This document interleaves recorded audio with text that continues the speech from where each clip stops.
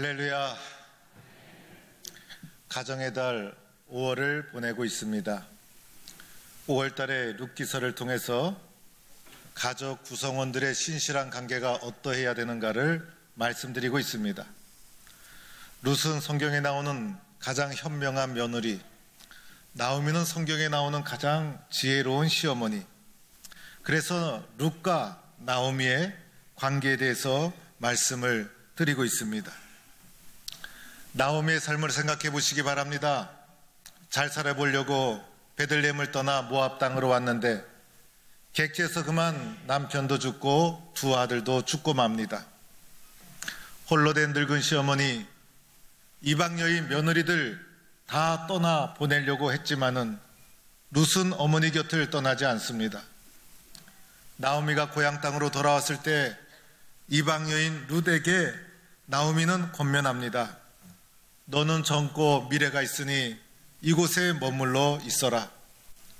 그러나 룻은 어머니 곁을 떠나지 않겠습니다. 그래서 어머니를 떠나 베들레헴에 함께 오게 됩니다.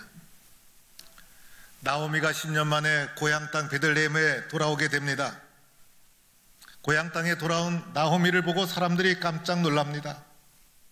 고향 땅에 돌아왔을 때는 출세도 하고 성공도 해서 돌아와야 체면이 쓰는데 거지가 되어서 돌아온 것이었습니다.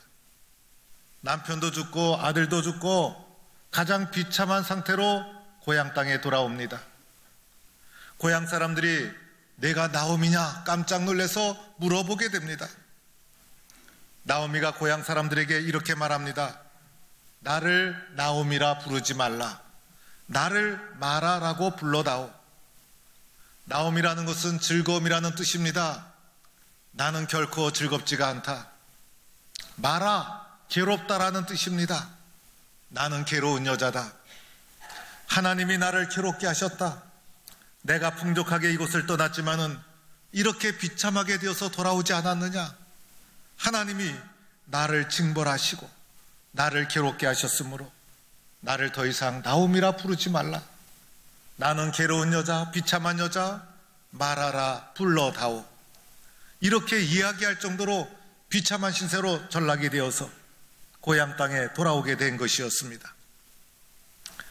그런데 나오미의 이 고백을 가만히 살펴보면 불행 속에서도 어려움 속에서도 긍정적인 현실 인식을 하는 나오미의 모습을 보게 됩니다.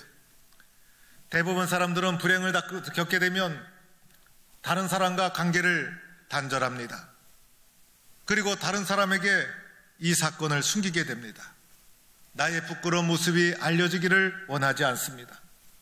내가 비참해진 것을 다른 사람이 보는 것을 원하지 않습니다. 그래서 혼자 세계 속에 갇혀서 나는 불행한 사람이야, 나는 억울한 사람이야, 하나님은 나를 사랑하지 않아, 우울증에 빠지고 세상을 원망하고 사람을 만나지 않고 하나님을 원망하면서 진짜 불행한 사람으로 전락하게 됩니다.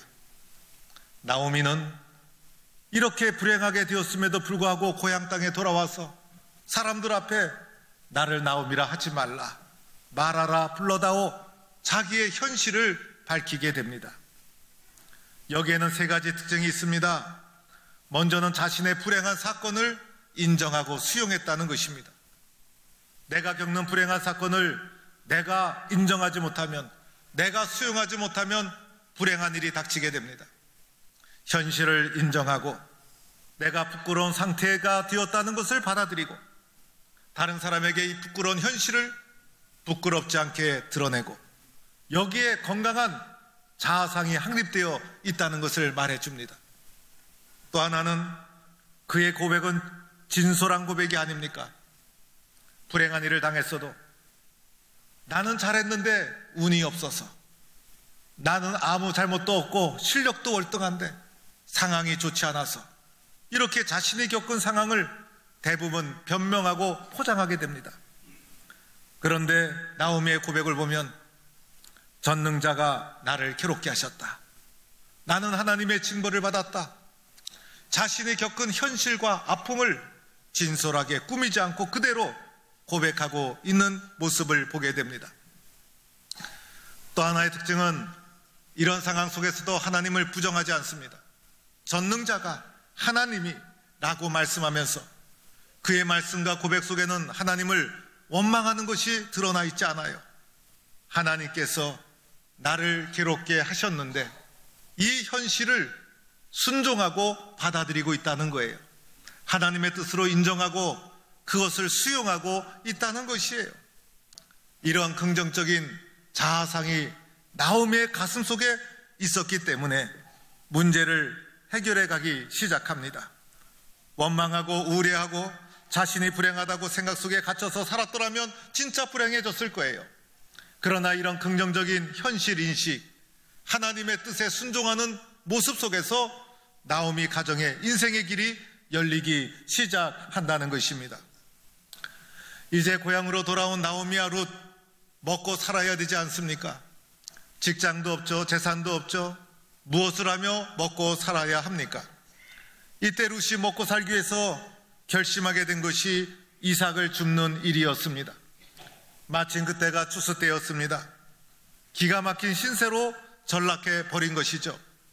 비참한 거지가 되어서 가장 비참한 사람이 하는 이삭 줍는 일, 자기의 땅 한 편도 없어서 다른 사람이 추수하고 나면 남은 이삭을 주워서 연명해야 되는 비참한 사람으로 전락해 버리고 말았다는 것입니다.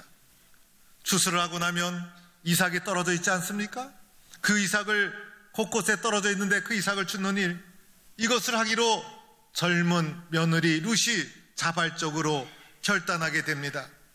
여러분, 이것이 쉬운 일이 아니죠. 요즘 같으면 꿈도 꾸질 못할 일이에요. 그러나 이 룻이 시어머니와 함께 살기 위해서 베들레헴 자신에게는 객지 땅에 와서 이삭을 줍는 일을 스스로 결정해서 실행하게 됩니다. 이삭을 줍는 일 쉬운 일이 아니죠. 이곳에도 텃세가 있는 거예요. 유대인은 단일 민족. 그래서 이방 여인이 이삭을 줄 때도 텃세가 있고 다른 사람이 모욕을 주고 해방하고 그 모든 어려움을 잘 이겨나가야만 되었던 것이죠. 우리나라도 단일 민족이다 보니 이러한 텃세 또 차별이 곳곳에 있는 것을 보게 됩니다. 사람이 좀 모인 곳에 가보면 먼저 온 사람이 텃세를 부려요. 교회도 마찬가지일 때가 많아요. 외국인이 우리나라에 시집 와서 차별과 텃세 때문에 정착하기가 얼마나 힘이 듭니까? 단일 민족이다 보니 포용성이 부족한 것 같아요. 아마 유대인들도 이런 상황 속에 있었다는 것입니다. 룻이 성실하게 이삭을 줍게 됩니다. 그가 이삭을 주시면 이삭을 따라가다가 우연히 들어간 것이 보아스의 밭이었습니다. 룻이 보아스의 밭인 줄 알고 간 것이 아니었어요. 그저 이삭을 열심히 줍다 보니 자신도 모르게 보아스의 밭으로 들어가게 됩니다. 보아스의 밭에서 떨어진 이삭을 열심히 줍고 있을 때 우연히 그날따라 보아스가 추수하는 자신의 종들을 격려하기 위해서 방문합니다. 보아스가 나타나서 추수하는 종들에게 격려하고 칭찬하고 축복하고 그러던 중에 보아스의 눈길이 우연히 룻을 발견하게 됩니다. 룻이 보아스의 눈에 띄려고 이상한 행동을 한 것이 아니었습니다. 룻이 보아스의 눈에 발견된 이유는 그가 누구보다도 성실하게 이삭을 줍고 있었기 때문이었습니다. 보아스가 보니 젊은 아낙네가 이삭을 줍고 있는 것이었어요. 너무나 성실하게 이삭을 줍는 것이었어요. 그래서 알고 보니 그 여인이 바로 룻이었다는 것입니다. 그래서 보아스가 종들에게 명령합니다. 저 여인이 이삭을 줬을 때 방해하지 말아라. 저 여인이 이삭을 줬을 때 해방하지 말아라. 룻을 따뜻하게 배려해 주게 됩니다. 이 말을 들은 룻이 얼마나 감격이 되었는지, 나는 이방 사람이거든 어찌하여 내게 이러한 은혜를 베푸시나이까. 오늘 말씀해 보니 무릎을 꿇고 얼굴을 땅에 대고 얼마나 감사했으면, 얼마나 룻의 삶이 절박했으면 얼굴을 땅에 대고 마치 하나님께 기도하는 자세로 보아스에게 이방 여인인 나에게 어찌하여 이런 은혜를 베푸시나이까 감당할 수 없는 룻의 감사의 고백을 보게 됩니다. 그러자 보아스가 이렇게 말하죠. 내 남편이 죽은 것, 내가 시어머니에게 행한 것, 네가 고향을 떠나 객지 땅인 이곳까지 오게 된 것 내가 다 분명히 알고 들었다. 베들레헴이 작은 동네였어요. 그래서 보아스가 이 나오미가 10년 만에 거지가 되어서 돌아왔다는 소식을 다 듣게 된 것이었어요. 나오미가 떠날 때는 부자로 떠났지만은 돌아올 때는 실패한 거지로 돌아오게 되자 그 소문이 온 동네에 금방 퍼지게 된 것이었습니다. 그래서 보아스가 그 소식을 듣고 있었는데 오늘 들었던 룻을 현장에서 직접 보게 된 것이죠. 얼마나 기특했는지 보아스가 룻을 더하여 축복합니다. 하나님이 내가 행하는 일을 보답해 주기를 원한다. 하나님이 날개 그늘 아래 보호받으러 온 너에게 온전한 상을 주기를 원한다. 룻이 보아스의 이런 호의와 축복을 받게 됩니다. 룻이 이 말을 듣고 어떻게 했습니까? 너무나 감격해서 룻이 이렇게 말합니다. 내 주여, 내가 당신의 하인보다도 못한 여자입니다. 나를 위로하시니 너무나 감사합니다. 룻은 결코 우쭐하거나 교만하지 않았어요. 보아스 앞에 자신을 겸손히 낮추고 나는 당신의 하녀보다도 못한 여자입니다. 그런데 이 하녀와도 같은 나를 위로하시고 기쁨을 주시니 감사합니다. 정숙한 모습으로 자신을 낮추고 하나님 앞에 감사를 표하는 룻의 모습을 보게 됩니다. 여러분, 어머니 나오미와 룻은 베들레헴에 돌아왔지만은 밑바닥 거지 상태가 되어서 살 길이 막막했어요. 그러나 오늘 하나님의 은혜로 살 길이 열리게 되었다는 것입니다. 곡식을 얻었을 뿐만 아니라 더 풍성함을 누리게 됩니다. 거지가 되어서 고향 땅에 돌아왔지만은 이삭을 주며 생계를 유지해야만 되었지만 하나님의 은혜로 좋은 사람을 만나게 되고 살 길이 열리는 축복을 누리게 되었습니다. 오늘 이 룻의 말씀을 통해서 하나님이 우리에게 주시는 뜻이 무엇일까? 세 가지가 있습니다. 첫째는 하나님은 우연이라는 사건을 통해서 룻의 가정을 인도하고 계셨다는 것입니다. 룻이 우연히 보아스의 밭에 들어갔죠.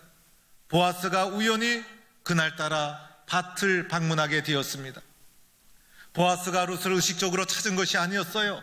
우연히 룻의 모습이 보아스의 눈에 들어왔습니다. 모든 것이 우연히 일어난 일이었어요. 그 어떤 것도 계획된 일이 아니었다는 것입니다.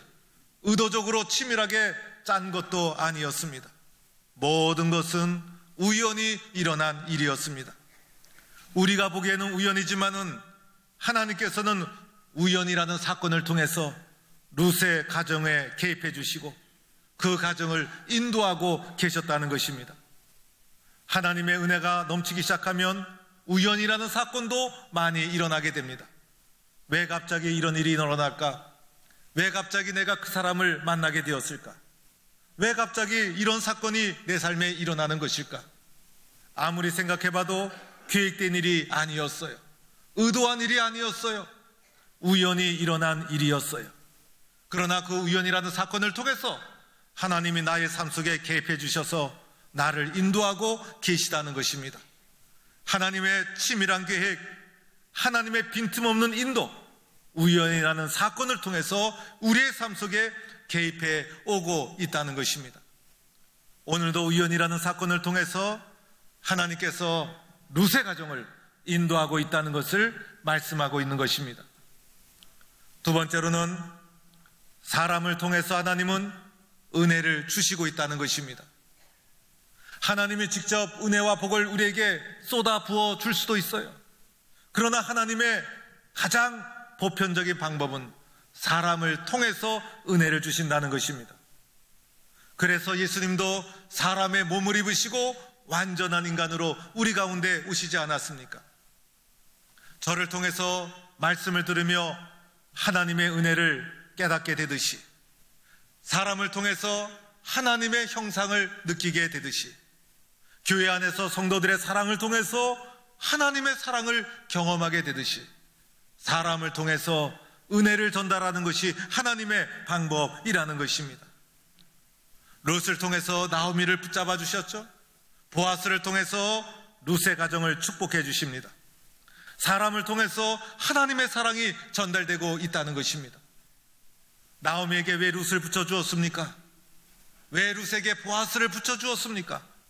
사람을 통해서 하나님의 은혜가 전달되고 있다는 것입니다.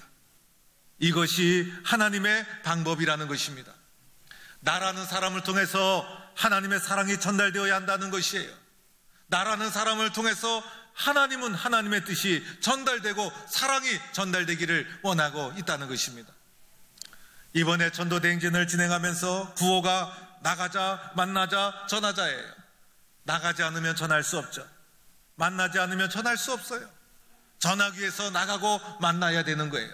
만나는 이유도 전하는 것이에요. 사람을 통해서 복음이 전달되게 된다는 것입니다. 하나님의 은혜의 원칙, 사람을 통해서 은혜가 전달되고 사랑이 전달되고 있다. 나를 통해서 하나님의 사랑이 전달되고 또 다른 사람을 통해서 나에게 하나님의 사랑이 전달되어 오고 있다는 것입니다. 세 번째로는 하나님은 다 보고 계시다는 것을 말해주고 있습니다. 신실하신 하나님은 다 보고 계셨어요.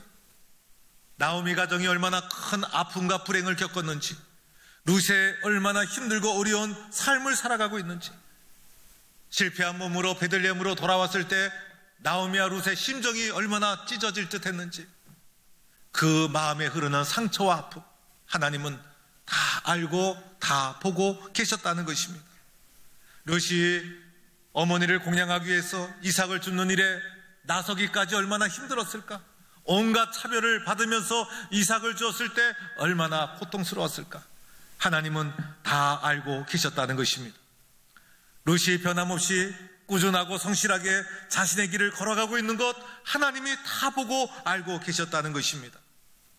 신실하게 믿음의 길을 걸어가는 룻에게 다 보고 계신 하나님께서, 룻을 사랑하신 하나님께서 적절한 때에 하나님의 은혜를 변함없이 부어주시고 있다는 것입니다.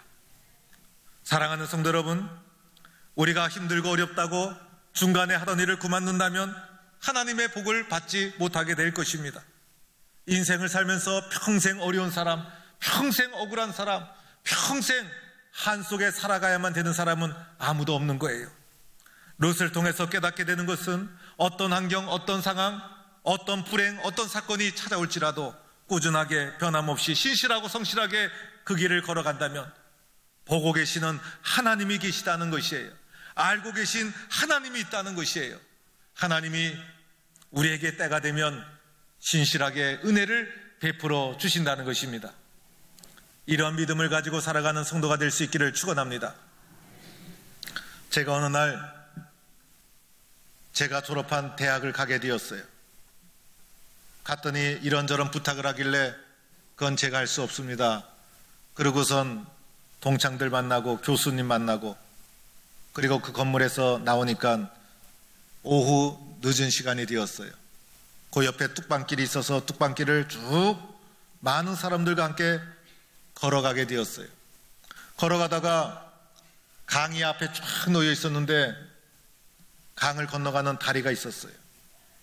다리를 건널 때 많은 사람들과 함께 그 다리를 걸어서 건너가게 되었어요.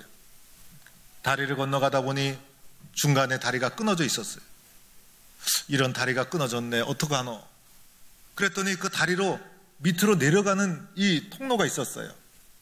그래서 밑으로 내려갔더니 강가에 그 바지선 큰 게 놓여 있었는데, 타도 되냐, 건너가야 되는데 도와주세요 라고 했더니 그분이 타라고 하더라고요. 그래서 저를 비롯해서 같이 간 분들이 그 바지선에 타서, 속도가 느리잖아요, 천천히 그 강을 건너가게 되었어요. 강을 건너갔더니 해가 다 지고 말았어요. 강이 흐르고 옆에는 산이 있었어요. 그래서 그 강가로 길을 쭉 걸어가는데 가다 보니 산에서 그 계곡이 막 흐르지 않습니까? 그 계곡도 건너가고 숲을 속도 지나가고 한참을, 때로는 풀에 다리가 벼가면서 또 길이 제대로 놓여있지 않아서 흙길을 헤치면서 걸어가게 되었어요. 가다가 냇가를 건너가게 되었는데 들어가 보니 물이 무릎팍 정도 오는 깊이였어요. 넓은 개울가였는데 그날따라 또 보름달이 떠 있어서 뭐 특별한 빛이 없어도 보름 달빛에 어둡지 않게 건너갈 수가 있었어요. 첨벙첨벙하면서 강을 다 건너갔어요. 강을 건너가고 강가에 올라오고 나니 비포장도로가 쫙 펼쳐져 있는데 밤이 새도록 걸어온 곳이었어요. 제가 이 이야기 한 적 없죠, 여러분에게. 밤새도록 캄캄한 산길 개울을 건너서 오다 보니 얼마나 힘들었겠어요. 그런데 이상하게 몸이 하나도 피곤하지 않은 거예요. 그러나 개울을 넘어서 이제 비포장도로 길을 접어들면서 보니까 저를 따라오던 수많은 사람 다 사라지고 딱 5사람이 남아 있었어요. 왜 5사람이 남아 있는지 5사람이 남아 있었어요. 그 4사람이 앞으로 가고 저는 뒤에서 따라가면서 이상하게 몸은 지치지 않고, 그러나 오랜 시간 걸어왔기 때문에 고개를 숙이고 있다가 문득 고개를 들어 밤하늘을 쳐다봤어요. 밤하늘에 얼마나 별이 많은지, 얼마나 별이 선명한지, 그 별이 저를 향해서 쏟아지는데 그 별을 보는 순간 제 마음속에 하나님께서 나를 사랑하시고 나의 발걸음을 인도해 주시는구나라는 것이 가슴속 깊이 느껴지면서 나도 모르게 찬송이 나오기 시작했어요. 눈물을 흘리면서 찬송을 불렀어요. 그때 부른 찬송이 주께로 가까이라는 찬송이었어요. 주께로 가까이 주께로 가오니 나의 갈 길 다가도록 나와 동행하소서. 그 찬양을 부르면서 눈물을 줄줄 흘리면서 앞에 가고 있는 4명하고 이렇게 어깨동무를 제가 다가서서 했더니 우리 총 5명이 어깨동무를 하면서 주께로 가까이 찬송을 부르면서 엉엉 울면서 길을 가다가 잠을 깨고 말았어요.